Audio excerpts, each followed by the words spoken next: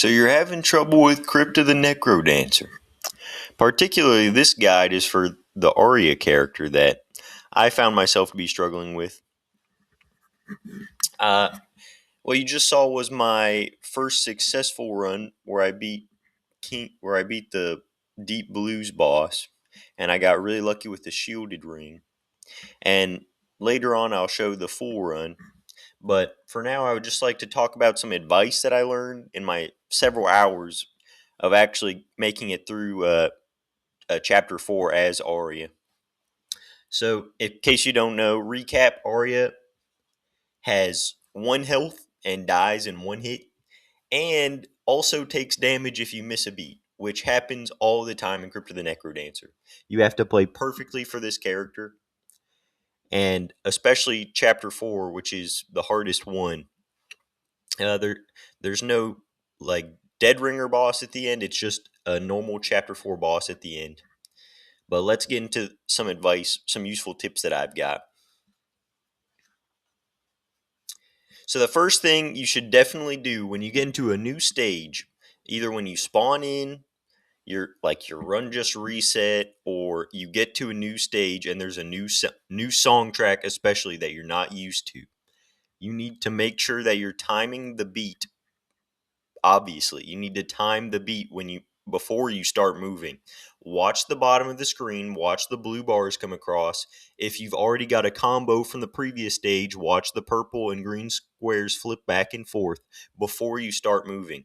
You have a grace period at the start of each level where you can literally stand there for as long as you want before you start moving, and you won't take any damage.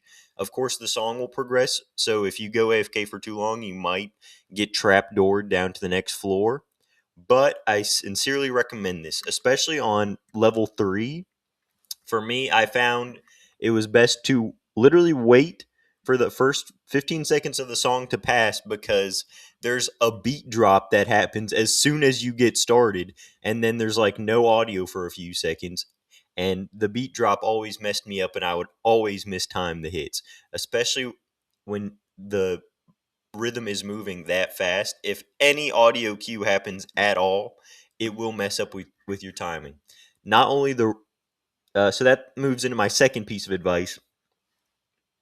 You're going to want to, when you hear any change in audio at all, uh, be it a beat drop or the shopkeeper singing, watch your feet. Watch the squares, the purple and green squares moving back and forth. You know, you can always make space with your enemies and get your timing back. It's much better to be hit by an enemy than to lose your rhythm, because if you lose your rhythm, you will mess up twice and instantly die. Yeah, so watch out for the shopkeeper singing. that always gets me.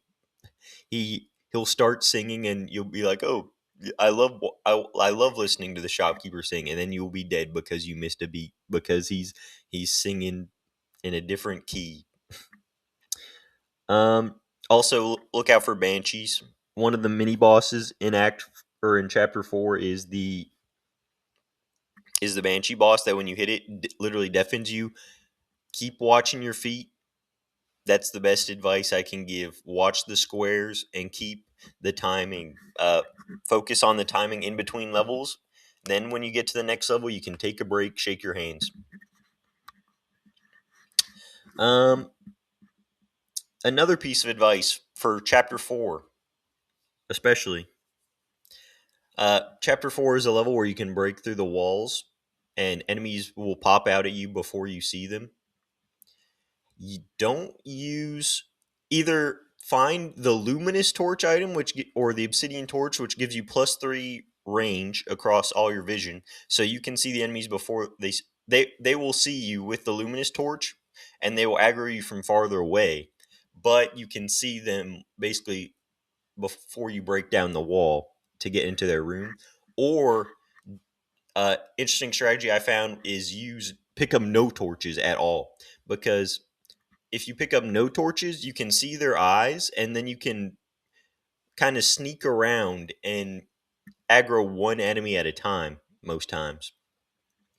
The way the map in Crypt-of-the-Necrodancer is laid out in this particular story mode chapter. I'm not sure if it's true for like all zones runs with this character, but the map spawns in like a 3x3 grid where you spawn in one of the corners and the boss spawns in another one of the corners.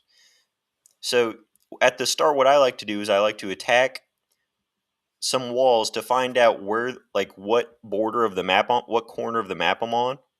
Like, I'll attack the side walls and see the bedrock on the left and the bottom, and then be like, okay, I need to go up and then to the right 3 rooms each to get to the boss. I tried to avoid going through the middle as much as possible. With this strategy, you do risk running into bat and green skeleton secret rooms right off the rip, but I would just say take the time to focus on those, and then you don't have to deal with going into the middle of the map, but especially because there's the sleeping enemies with the shovel that, if you can't deal with them immediately, will break into other rooms and start aggroing other enemies. Where if you go up along the edges of the map instead of through the middle, you will be able to deal with them one at a time. And also, it creates, when you have to backtrack throughout the level, because you're making space between your enemies, it creates basically a boss arena for you to deal with, where you can just section off like the bottom 2x2 post-it bingo post-it card of the map. To you ignore that, while because there's enemies in there, and you've got these long hallways where you can fight bosses and enemies as they approach. That's another tip I have to give. Create space with enemies you especially don't feel comfortable with. Try and isolate them one by one. So for me, the biggest run killer was Orange Armadillo, and in the run you will see I almost died to an Orange Armadillo again, but luckily I was able to isolate him and finish him off because of my long hallways that I've created and just the amount of space I'm able to give the enemies. Making space is very important in this. When you break down a wall, the first thing you want to do is take a step back, because if there's an enemy on the opposite side of the wall attacking into the wall, it will instantly hit you as you jump forward. And the rhythm is moving like this. Like, you will not have time.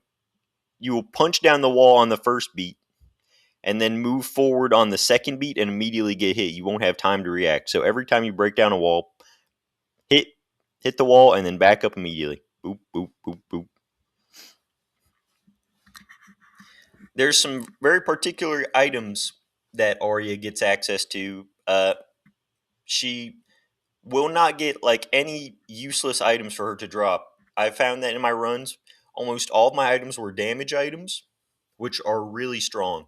You need to, I would say, to have a successful run. You probably don't need it, but it insanely helps getting at least one, if not two, damage items. The gi is great. The sunglasses I'm a little skeptical of. Sunglasses I'm a little skeptical of because it obscures the color of each enemy, so you don't know if you're fighting a 3 health or a 2 health enemy. That being said, if you do get the sunglasses, I would say get another damage upgrade so you can basically just one shot everything. It won't save you against dragons, but I would try and stay away from the sunglasses if you're not comfortable with those. But the gi for double damage, and any of the rings or boots that give +1 damage. There's a few items that also prevent you from taking damage when you get hit, like the frost charm and the, oh, what was it? The ring of shielding. You saw that in the boss, where the ring of shielding allowed me to go through the entire boss fight without taking any damage. I was able to wipe it all out just in the time of ring of shielding. So look for those items. Go through and pick up the chests. I would say maybe avoid the shopkeeper. Avoid going into the shops because of his singing, his lovely singing. Uh, and I think my last bit of advice is, if you're really struggling against specific enemies, you're always dying to like the same mini boss.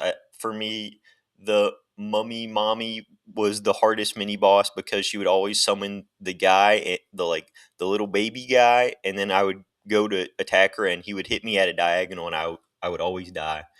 So if you're struggling against any mini boss or any enemies, practice the enemies in the lobby beforehand. Just go into the practice.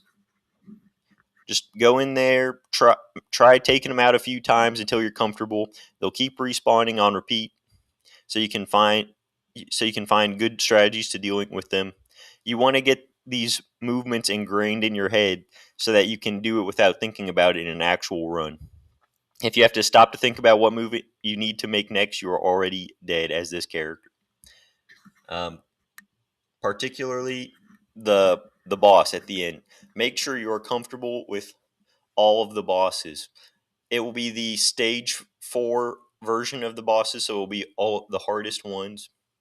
For me, I got lucky with deep blues because I'm much worse at King Konga and death metal. I think I probably could have done core riff fine as well, but having deep blues and the ring of shielding really saved me on this run. Enough yapping from me. Let's get right into the run. Thanks so much for joining me.